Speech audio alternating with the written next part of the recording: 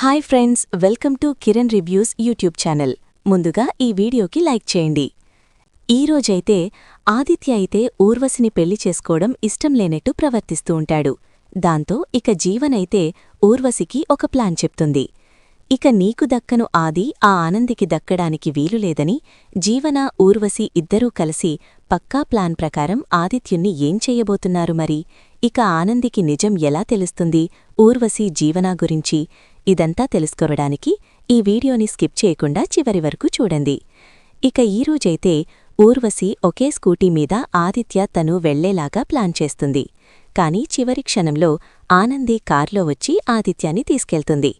అది దృష్టిలో పెట్టుకున్న ఇక ఇలా ఊర్వశి అయితే చాలా కోపంతో రగిలిపోతూ ఉంటుంది. ఒకటనుకుంటే ఒకటి జరిగింది. నేను తీసుకున్న గోతిలో నేనే పడ్డాను అని చెప్పి ఎలాగైనా ఆ ఆనంది మీద పగ సాధించాలి అని చెప్పి చాలా కోపంగా ఉంటుంది ఊర్వశి అయితే. ఇక్కడ ఆఫీస్లో జీవన, అలిఖ్య, సునంద వీళ్లు కూడా ఆనంది ఆదిత్య కార్లో కలిసి వస్తూ ఉండగా చూడలేకపోతారు. అసలు ఆ ఊర్వశి ఏం చేస్తుంది?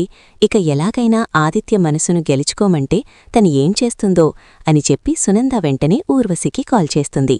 ఎక్కడ ఊర్వశి నువ్వు? ముందుగా ఆఫీస్కురా. అసలు నిన్ను ఏం చేయమన్నాను, నువ్వేం చేస్తున్నావు?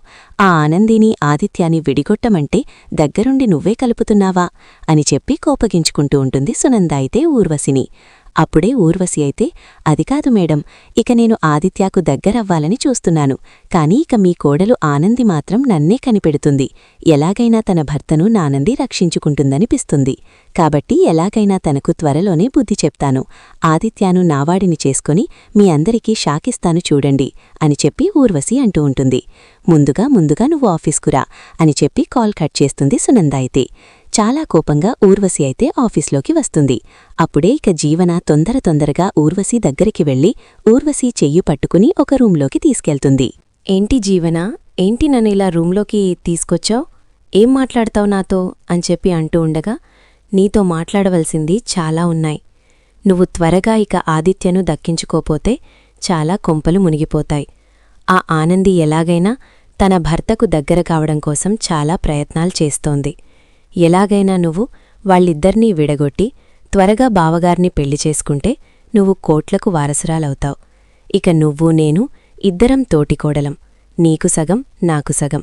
మనిద్దరికీ చాలా బాగా సెట్ అవుతుంది అని చెప్పి జీవన అయితే ఇలా లోపలికి తీసుకెళ్లి ఊర్వశితో అంటూ ఉంటుంది.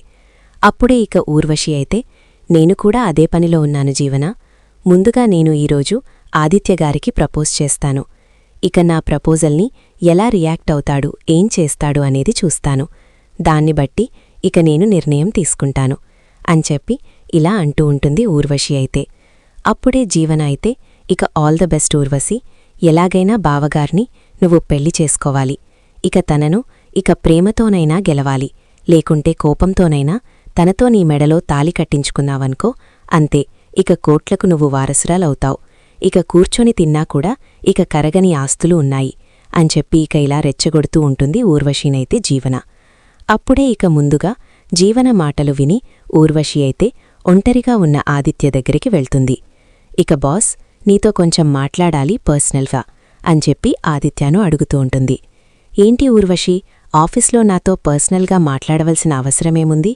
దేని గురించి? ఆఫీస్ వర్క్ గురించా, లేకుంటే మా ఇంటి విషయాల గురించా, మీ ఇంటి విషయాల గురించా అని చెప్పి అంటూ ఉండగా, అవన్నీ కాదు ఆదిత్యగారు, నీ గురించి, నా గురించి, మనిద్దరి మధ్య ఉండ బంధం గురించి అని చెప్పి అంటూ ఉంటుంది. ఏంటి మనిద్దరి మధ్య? బాస్, పిఏ, ఇక ఈ బంధం తప్ప మరొక బంధం లేదు. ఇక నువ్వు ఎక్కువ మాట్లాడుతున్నావు, ఎక్కువ ఊహించుకుంటున్నావు అని చెప్పి అంటూ ఉండగా, లేదు బాస్, మిమ్మల్ని చూడగానే నేను లవ్లో పడిపోయాను. ఫస్ట్ ఎట్ లవ్, ఇక ఇలా అంటారు కదా, ఇక చూసి చూడగానే లవ్లో పడిపోయాను. అప్పట్నుండి మీరే నా మనసంతా నిండి ఉన్నారు. ఎలాగైనా మీరు మీ భార్యకు దూరమయ్యారని తెలుసుకున్నాను. కాబట్టి ఇక నేను మీ భార్య స్థానంలోకి రావాలనుకుంటున్నాను. షీఈజ్ లవ్ చేస్తున్నాను మిమ్మల్ని అని చెప్పి ఇక ఇలా అంటూ ఉంటుంది ఊర్వశి. అయితే ఆ మాటలు విన్న ఆదిత్య అయితే ఒక్కసారిగా షాకయి కూర్చున్నాతను లేచి నిలబడి చాలా కోపంగా, గెటౌట్ ఊర్వశి, ఏంటి ఏమనుకుంటున్నావు నా గురించి? నిన్ను నీకు బాస్ని, నువ్వు నాకు ప్రపోజల్ చేయడమేంటి? అసలు నువ్వు నా గురించి ఏమనుకుంటున్నావు చెప్పు అని చెప్పి గట్టిగా కసురుకుంటాడు. దాంతో ఊర్వశి చాలా భయపడిపోతుంది. ఇక ఏంటి బాస్ చాలా అరుస్తున్నారు, ఈ విషయం బయటెవ్వరికీ తెలియకూడదు. ఇక మిమ్మల్ని ప్రేమిస్తున్నాను, నాకు అనిపించింది చెప్పాను, అంతమాత్రాన మీరు ఇంతలా నన్ను ఇక తిట్టాలా అని చెప్పి ఏడుస్తూ ఉంటుంది. ఇక ఏది ఏమైనా నీ ఆలోచన తప్పు. ఇక నాకు ఆనంది ఇప్పుడు విడిపోవచ్చు. నేను ఆనంది కాని ఆనంది నా భార్య. ఎప్పటికైనా మేమిద్దరం కలుస్తాం. ఇప్పుడు మేమిద్దరం ఇక ఇలా దూరంగా ఉన్నంత మాత్రాన విడిపోతామా? ఎప్పటికీ విడిపోం. ఆనంది నాకు సొంతం అని చెప్పి ఇలా ఆనంది గురించి తన సొంతమని గొప్పగొప్పగా మాట్లాడుతూ ఉండగా ఊర్వశి అయితే తట్టుకోలేకపోతుంది. ఇక సునందగారు జీవనగారు ఎలాగైనా ఆదిత్యను దక్కించుకోమని చెప్పారు. కాని ఇతని మనసులో మొత్తం ఆనందే నిండి ఉంది. నాకు అసలు ప్లేసే లేదు తన మనసులో అని చెప్పి ఇక అతని మాటలు అర్థమవుతాయి ఊర్వశికైతే. కూల్ బాస్, ఇక నన్ను ఇలా రిజెక్ట్ చేస్తే నేను ఏమైపోతానని మీరు బాధపడొద్దు. నేను పుట్టినప్పట్నుండి మొదటిసారిగా ప్రేమించిందంటే మిమ్మల్ని. ఇక నాకు ఎవరూ నచ్చేవాళ్లు కాదు, కాని మీరు నచ్చారు. అది ఎందుకు అనేది నాకు అర్థం కావట్లేదు. కాని మీరు వద్దనుకుంటున్నారు కదా. సరే బాస్, ఈ రోజు నుండి నేను ఆఫీస్ కూడా రాను, మీకు పిఏగా కూడా ఉండను. ఇక మిమ్మల్ని చూస్తూ ఇక నేను ఇలా ఉండడం చాలా కష్టంగా ఉంది అని చెప్పి తన మనసులో అనిపించింది మొత్తం కూడా ఆదిత్యకు ప్రపోజల్ చేసి ఈ రోజైతే ఊర్వశి ఇలా ఏడుస్తూ ఉంటుంది. అప్పుడే ఇక ఆదిత్య అయితే నేను నా భార్య విడిపోవడం వల్ల ఇన్ని సమస్యలు వస్తున్నాయా? మేమిద్దరం దూరంగా ఉండడం వల్ల మా ఇద్దరి మధ్యలోకి ఇంకొకరు రావాలని చూస్తున్నారు. కాబట్టి ఎలాగైనా నేను ఈ విషయం ఆనందికి చెప్పాలి.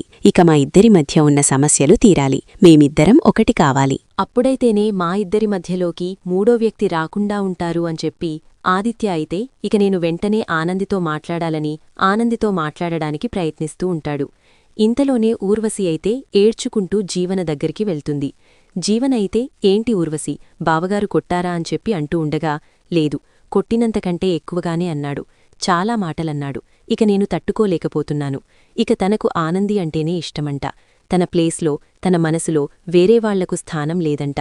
ఇక ఆనంది తన మనసుతో నిండిపోయిందని నాకు చాలా క్లియర్గా అర్థమయ్యేటట్లు చెప్పాడు. ఈ ఆదిత్యాను మార్చడం, ఆదిత్యాను పెళ్లి చేసుకోవాలనుకోవడం అంతా మన భ్రమ. నేను ఎప్పటికీ ఆదిత్యాకు భార్యను కాలేదని నాకు అర్థమవుతుంది జీవన అని చెప్పి బాధపడుతూ ఉంటుంది ఊర్వశి అయితే. అప్పుడే ఇక జీవన అయితే ఇలా అంటూ ఉంటుంది, పిచ్చిదానా, ఇక నువ్వు ఇప్పుడేడుస్తున్నావా? ఇలాంటివి ఎన్నో వస్తాయి.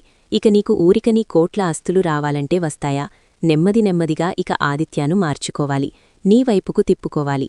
నీ మనసులో ఉన్నది ఇప్పుడు చెప్తావు కదని బాస్కి, తప్పకుండా నీ మీట తనకు వేరే అభిప్రాయం ఉంటుంది. అలాగే ఆ అభిప్రాయాన్ని మారుస్తూ చివరికి తన ప్రేమను దక్కించుకోవాలి.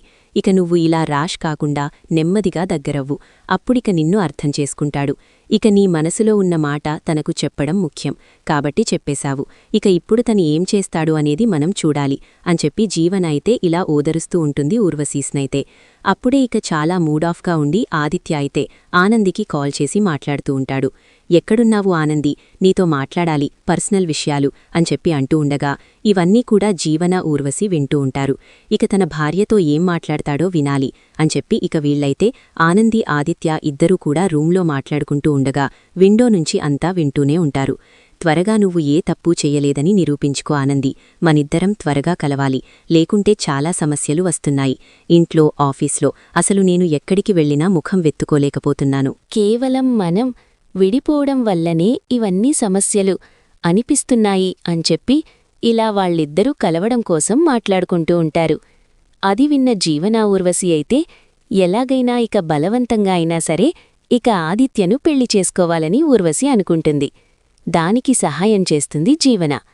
అయితే ఇక ఈరోజు ఇక బలవంతంగా నేను ఆదిత్యను కిడ్నాప్ చేసేస్తాను, నా మెడలో తాళి కట్టించుకుంటాను అని చెప్పి ఊర్వశి అయితే అంటూ ఉంటుంది. అప్పుడే ఇక జీవన అయితే నేను కూడా అదే ఆలోచిస్తున్నాను ఊర్వశి. ఈరోజు ఆఫీస్ నుండి ఇంటికి వెళ్తున్న ఆదిత్య ఇంటికి వెళ్లకూడదు, తనను దారి మధ్యలోనే ఇక నువ్వు ఆపేయాలి, దానితో నీ మెడలో తాళి కట్టించుకోవాలి. అలా అయితేనే మనం అనుకున్నది సాధించగలం అని చెప్పి ఇక ఇలా అంటూ ఉంటుంది జీవన కూడా. సరి అని చెప్పి ఇక ఆఫీస్ అయిపోతుంది. అందరూ కూడా ఇంటికి వెళ్ళిపోతూ ఉంటారు.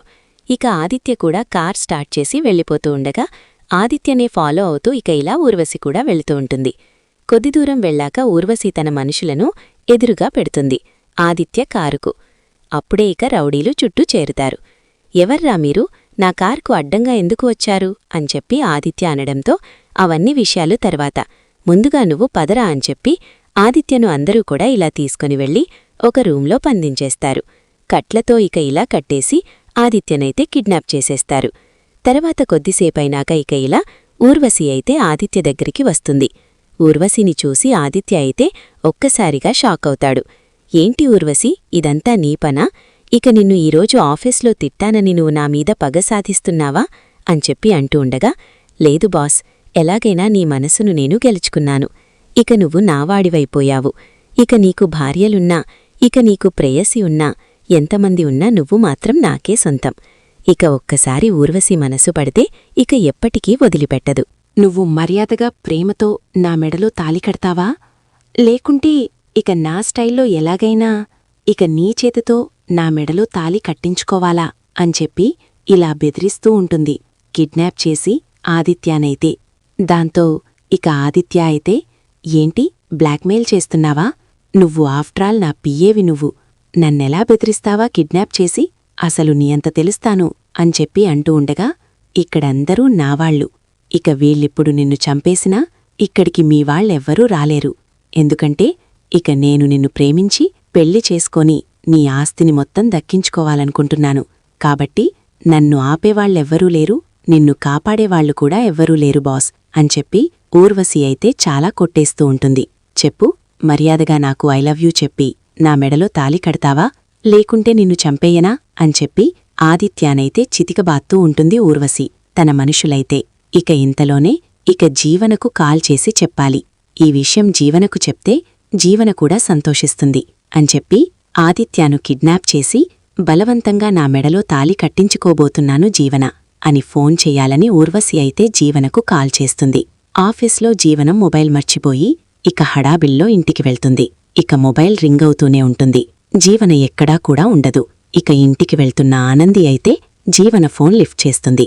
అప్పుడే ఇక ఊర్వశి ఇక ఇలా అంటూ ఉంటుంది, జీవనా, మన ప్లాన్ సక్సెస్ అయిపోయింది.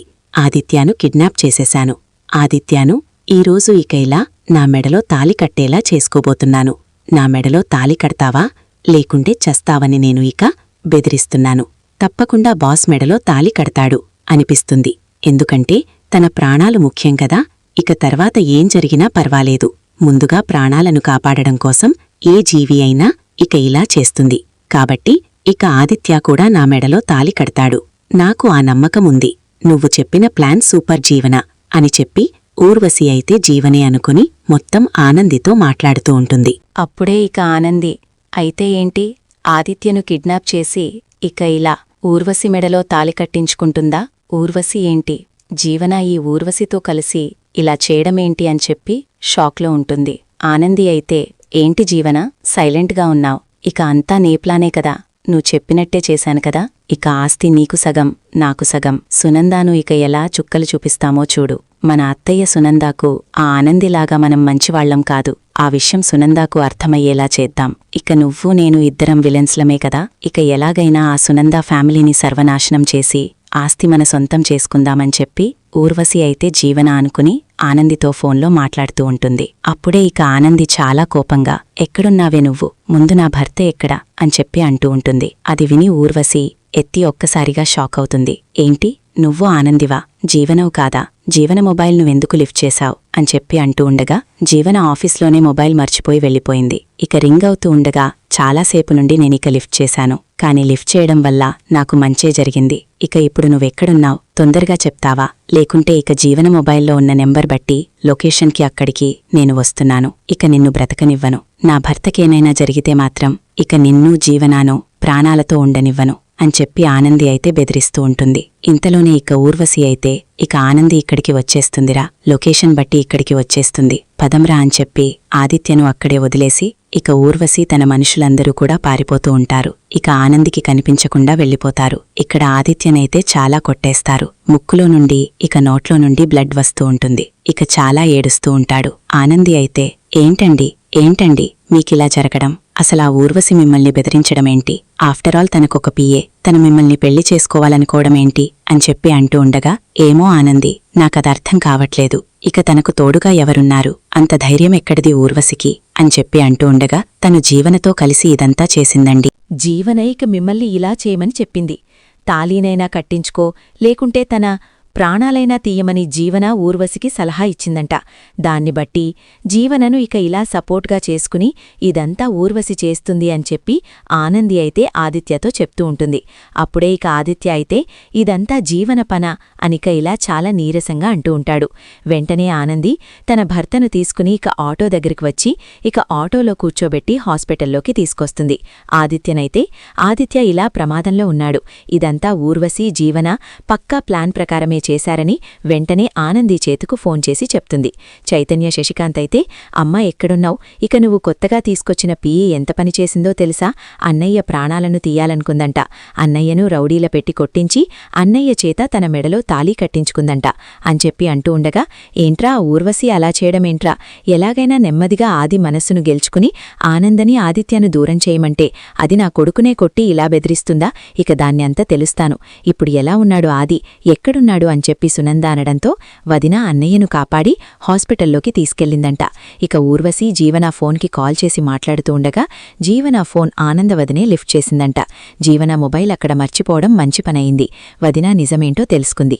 లేకుంటే ఈ జీవన ఊర్వశి ఇద్దరూ కలిసి ఈరోజు అన్నయ్య ప్రాణాలను తీసేవారు అని చెప్పి చైతన్య చెప్తూ ఇదంతా పక్కా ప్లాన్ ప్రకారం జీవన ఊర్వశి చేశారని ఇక చెప్తూ ఉంటాడు. అది విన్న ఇక సునంద అయితే, ముందుగా నా కొడుకు నిన్ను చూడాలి. నా కొడుకు ఎలా ఉన్నాడు? ఇక నేను వాడి సంతోషం కోసం ఏదైనా చేస్తాను. కానీ ఈరోజు వాడి ప్రాణాలని తీయాలనుకుంటారా?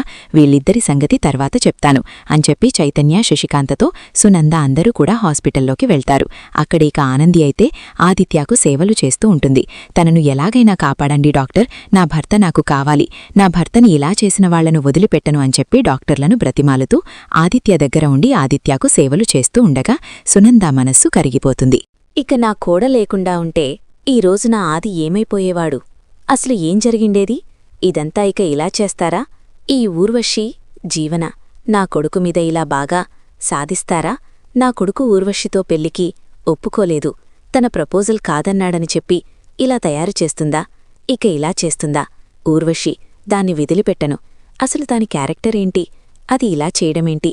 చూస్తే చాలా కుందన బొమ్మలా ఉంది, కాని తన మైండ్ సెట్ మొత్తం వేరేగా ఉంది. ఆనంది కంటే మంచి కోడల్ని నేనెప్పటికీ తీసుకురాలేను నా కొడుకు అని చెప్పి చాలా బాధపడుతూ ఉంటుంది ఆనందిని చూస్తూ. ఇక ఆనంది ఆదిత్యకు సేవలు చేస్తూ ఉండగా సునంద అయితే అప్పుడే ఇక దగ్గరికి వచ్చి, అత్తయ్య నన్ను క్షమించండి, ఇక మీ కొడుకుని ముందుగా ఇక హాస్పిటల్కి తీసుకురాగానే మీకు ఫోన్ చేయాలి. కాని మీకు నా ఫోన్ లిఫ్ట్ చేయడం తెలియదు కదా, లిఫ్ట్ చేయరు కదా, కోపంగా ఉంటారు కదా ఎప్పుడూ నా మీద, అందుకే చేతికి చేశాను. కాని ఇదంతా చేసింది ఎవరనేది నాకు తెలుసత్తయ్య. ఆ జీవన ఊర్వశి ఇద్దరూ కలిసి మా ఆయన ప్రాణాలను తీయాలనుకున్నారు, నా పసుపు కుంకుమలను దూరం చెయ్యాలనుకున్నారు అని చెప్పి ఆనంది చాలా కన్నీళ్లు పెట్టుకుంటూ జరిగిందంతా సునందకు చెప్తూ ఉంటుంది. అప్పుడే ఇక సునంద అయితే ఇక అన్ని విషయాలు తెలుసుకుని తప్పెవరిది, అసలు ఇలా ఎందుకు చేశారు అని ఇక తెలుసుకుని జీవనాను ఊర్వశిని ఖచ్చితంగా శిక్షించాలని నిర్ణయం తీసుకుంటుంది. కాని ఆనంది అయితే అంతసేపు కూడా ఆగలేదు. జీవన దగ్గరికి వెళ్లి ముందుగా జీవన చెంప పగలగొట్టి జీవనాను జుట్టు పట్టుకుని ఇలా ఇక ఊర్వశి దగ్గరికి తీసుకొస్తుంది. ఊర్వశిని జీవనాను ఇద్దరిని నిలదీస్తూ ఉంటుంది. ఏంటి, మీరు ఎందుకిలా చేశారు? మీతో ఇదంతా చేయిస్తుంది ఎవరు? మీకేమవసరం నా భర్తను చంపడం? అసలు ఏం జరిగింది చెప్పండి అని చెప్పి గట్టిగా నిలదీయడంతో అప్పుడే ఇక తప్పంతా సునందని ఇక ఊర్వశి చెప్తూ ఉంటుంది. ఇక మీ ఆయన నాకు తెలియదు, ఇక మీ అత్తయ్య సునందే మీ ఆయనను నన్ను పెళ్లి చేసుకోమని ఇక ఆఫీస్కు నన్ను తీసుకొచ్చింది. నేను ఎలాగైనా ఇక మీ ఆయనకు దగ్గర కావాలనుకుంటే ఇక మీ ఆయన ఆదిత్య మాత్రం నాకు దూరం పెడుతున్నాడు. ఇక నా ప్రపోజల్ని కాదన్నాడు. నేను ఇక ఎస్ చెప్తే తను నో చెప్పాడు. అది తట్టుకోలేకే ఇక నేనిలా చేశాను. ఎందుకంటే చిన్నప్పట్నుండి నాకు ఓడిపోవడమంటూ తెలియదు. నేను ఎవరినైనా ప్రేమిస్తే వాళ్ళు నన్ను ప్రేమించవలసిందే, కాదు కూడదు నో అని చెప్తే నేను తట్టుకోలేను. ఇక నాకు అలా అలవాటు, అందుకే ఇలా చేశాను. ఇక నేను చేస్తుందే అలాంటి పనులు కదా, దొంగతనాలు, ఇక ఇలాంటివన్నీ ఇక నాకు అలవాటే అని చెప్పి తన బయోడేటా మొత్తం కూడా ఆనందికి చెప్తూ ఉంటుంది. జీవన సునంద ఇద్దరూ కలిపి నాకిలా వచ్చేలా చేశారు. నన్ను ఇలా తయారుచేసి నేను ఈరోజు నీ భర్తపై ఇలా పగసాధిస్తున్నానంటే కారణం సునందా జీవన అని చెప్తూ ఉంటుంది ఊర్వశి. అయితే ఆ మాటలు విన్న ఆనంది అయితే, తప్పంతా నీది, ఇక మా అత్తయ్య మీద తప్పు పెడతావా? నిన్ను పెళ్లి చేసుకోవాలని మా ఆయనకు లేదు. ఆ విషయం మా అత్తయ్యకు తెలియదు. మా అత్తయ్యకు నా మీద ఉన్న కోపంతో ఏం చేస్తుందో తనకే అర్థం కావట్లేదు. కాని తన కొడుకు ప్రాణాలను తీయాలని ఏ తల్లి అనుకోదు. ఇక మీరు కావాలని నా భర్తను నాకు దూరం చెయ్యాలనుకున్నారు. ఇక మీకు ఎస్ చెప్పలేడు. మిమ్మల్ని పెళ్లి చేసుకోవడం తనకిష్టం లేదని. మీరు ఇలాంటి పని చేశారు. మిమ్మల్ని వదిలిపెట్టేది లేదు. ఇప్పుడే పోలీసులకు పట్టించేస్తాను అని చెప్పి ఊర్వశిని తీసుకొని పోలీస్ స్టేషన్కి వెళ్తుంది ఆనంది. ఇక్కడే ఇక ఊర్వశి గురించి కూడా గుండె పగిలే నిజం ఆనంది తెలుసుకొని మరి ఇక ఊర్వశికి ఎలా బుద్ధి చెప్పబోతుంది? తన నాన్న సూర్య కూడా జైలుకు వెళ్లడానికి ఊర్వశే కారణమని ఇక ఖచ్చితంగా ఊర్వశిని పట్టుకుంటుంది ఆనంది అనిపిస్తుంది. దీంతో చూద్దాం మరిక తర్వాత ఏం జరగబోతుందనేది. ఇక ఈ విధంగానైతే ఊర్వశి జీవనా నుండి తన భర్త ఆదిత్యను కాపాడుకొని ఊర్వశికి జీవనకు తగిన విధంగా బుద్ధి చెప్పబోతుంది ఆనంది అయితే ఈరోజు. ఇక సునంద కూడా ఆదిత్య ఆనంది గురించి అర్థం చేసుకుంటుంది. ఆనంది గురించి పాజిటివ్ థింకింగ్ చేసి ఇక ఎలాగైనా దగ్గరుండి తన కొడుకు కోడల్ని ఇక ఆనంది ఏ తప్పు చెయ్యలేదని తెలుసుకొని తనే కలుపుతుంది అనిపిస్తుంది. చూద్దాం మరిక సునంద ఇక ఇలా ఆనందిని ఆదిత్యను కలపబోతుందా? జీవనకు ఊర్వశికి బుద్ధి చెప్పబోతుందా ఆదిత్య విషయంలో అనేది చూడాలి.